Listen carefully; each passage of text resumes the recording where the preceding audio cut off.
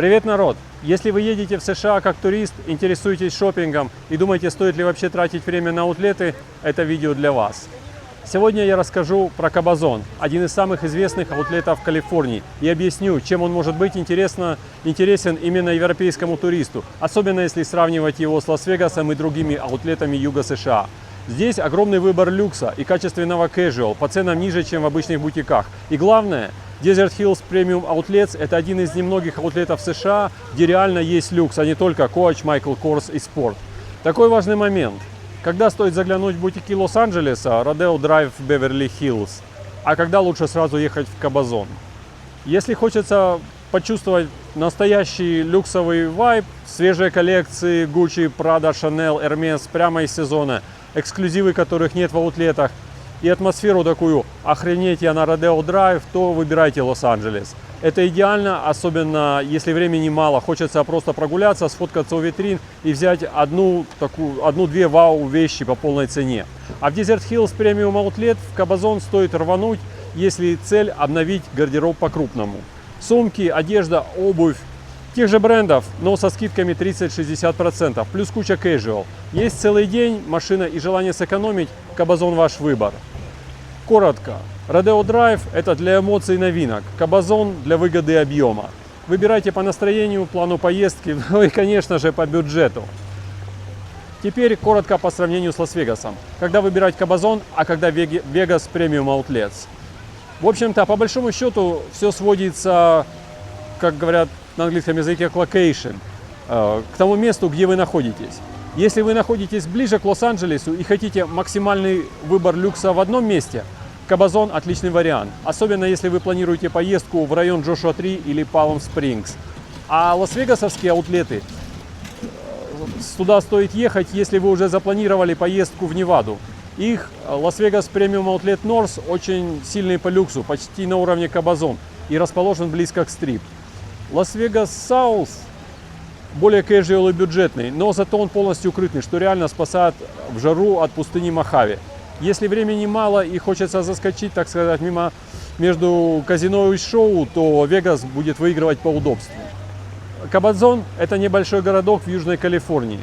Он находится примерно в 2 часах езды от Лос-Анджелеса по трассе I-10. Если вы путешествуете из Лос-Анджелеса или Сан-Диего по Южной Калифорнии и вас хоть сколько-то интересует шопинг, это место действительно стоит включить в маршрут. Из интересных мест поблизости можно упомянуть национальный парк Джошуа 3 и городок Палм Спрингс. Но сразу предупреждаю, это реально пустыня. Здесь стоит вообще адская жара. 40 градусов и выше – это не редкость. Берите воду, солнцезащитный крем и удобную обувь. Весь аутлет – это open air, по сути, обычный город, состоящий из одних только магазинов. Почему Desert Hills считают одним из лучших аутлетов? Здесь больше 180 магазинов. И это один из самых крупных лакшери аутлетов в Калифорнии, а может быть и во всей стране. Фокус именно на премиум и хай-энд брендах Gucci, Prada, Dolce Gabbana, Armani, Valentino и многие другие. При этом casual и спорт тоже на отличном уровне. Nike, Adidas, Lululemon, Under Armour. То есть здесь можно купить и дизайнерскую вещь, и полностью обновить повседневный гардероб под любой бюджет. Отдельная тема – скидки и купоны. Промо здесь идут постоянно, часть из них вы увидите прямо в магазинах. Но если планируется реальный шопинг, обязательно зарегистрируйтесь на сайте premiumoutlets.com в их VIP-клубе. Это бесплатно и часто дает дополнительные скидки, обычно 10-20%, а иногда больше в магазинах вроде Guess Factory, Coach и других. При регистрации сайт может предлагать привязать кредитную карту, но это не обязательно, просто игнорируйте и заходите в раздел купонов и сохраняйте предложение на свой телефон. Важный момент для туристов. В Калифорнии налог на продажу около 9-10%, и он добавляется прямо на кассе. Tax-free здесь нет, и налог вам не вернут. Но даже с учетом налога итоговая цена все равно ниже, чем в бутиках, флагманских магазинах или американских универмагах вроде Macy's или Nordstrom. Нужно понимать и специфику аутлетов. Часть товаров – это прошлой коллекции, но часто это вещи, сделанные специально для аутлетов. Качество остается хорошим и бренды настоящие, но иногда материалы или детали могут быть чуть попроще, чем во флагманских магазинах. Если относиться к этому спокойно, а не сравнивать напрямую с бутиками, это отличный формат умного шопинга. Мы сделали небольшие покупки, давайте глянем на реальные цены. Жакет Карл Лагерфельд. $41. На официальном веб-сайте указана цена 139. Ну, мы эту цену проигнорируем, потому что реально они продают за 70. Получается неплохой выигрыш. $41 против 70. Идем дальше. Я равнодушен к евробрендам и предпочитаю американский casual. Что тут у нас? American Eagle. 3 вещи American Eagle. Худи, толстовка с капюшоном. Легкий катон, чуть плотнее среднего, футболочного, сделано во Вьетнаме. Цена на сайте $35. Мы взяли за 30. Так, толстая футболка из вафельной ткани. 60% катон, 40% полиэстер, сделано во Вьетнаме. Цена на сайте $14, цена в аутлете $10.50.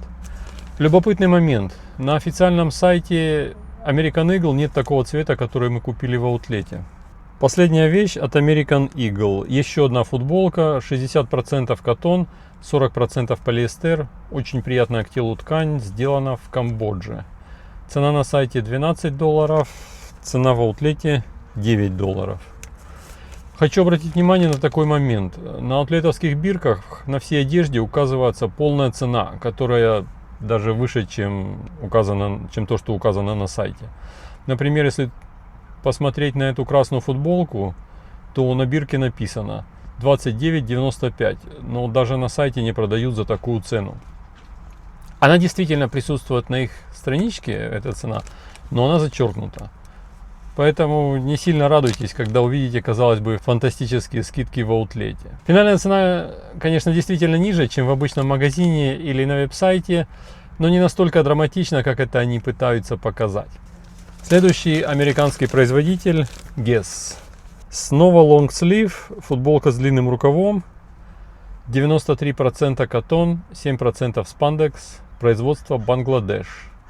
Цена на веб-сайте $39, наша цена $29.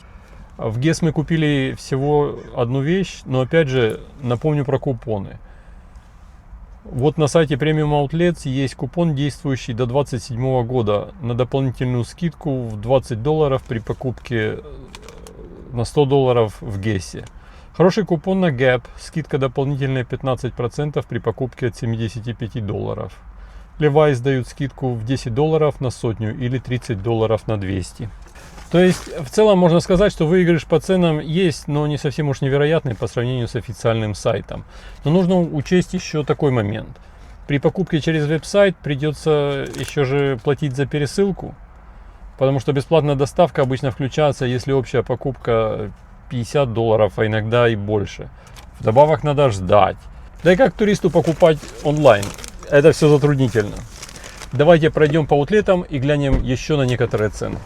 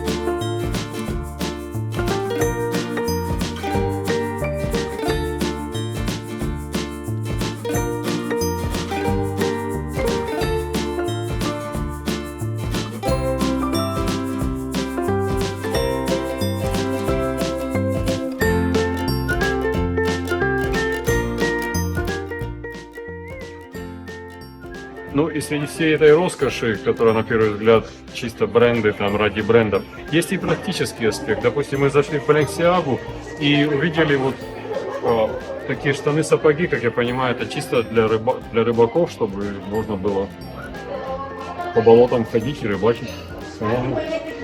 Очень практично и удобно. Сейчас цены не видно.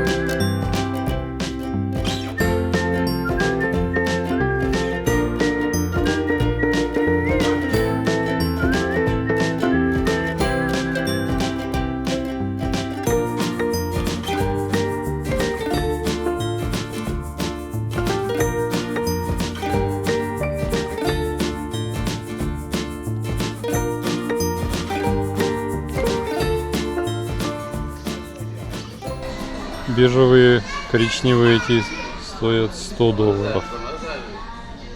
Такие слипины Cozy Fit стоят $80. Вообще прикольно. Удобная. На ноге классно сидит. Точно такие, как у меня. Здесь они стоят $80. На Амазоне я купил за 55. В общем, по скетчерсам выбор хороший, магазин огромный, но цены на самом деле совершенно, вот я не вижу, чтобы это был какой-то аутлетовский дешевые цены. На Амазоне можно купить дешевле. Levi's, любимец комментаторов в моем другом видео про джинсы. Знак на входе выглядит заманчиво. Якобы здесь с некоторых моделей скидка 70%. Вот, допустим, 514 джинсы. Их цена $75. Целая стена посвящена 501. Чем хороший аутлет, это тем, что здесь на каждую модель, можно считать, наверное, есть комбинации всех цветов и всех размеров. Вот, например, такая модель 501. Не знаю.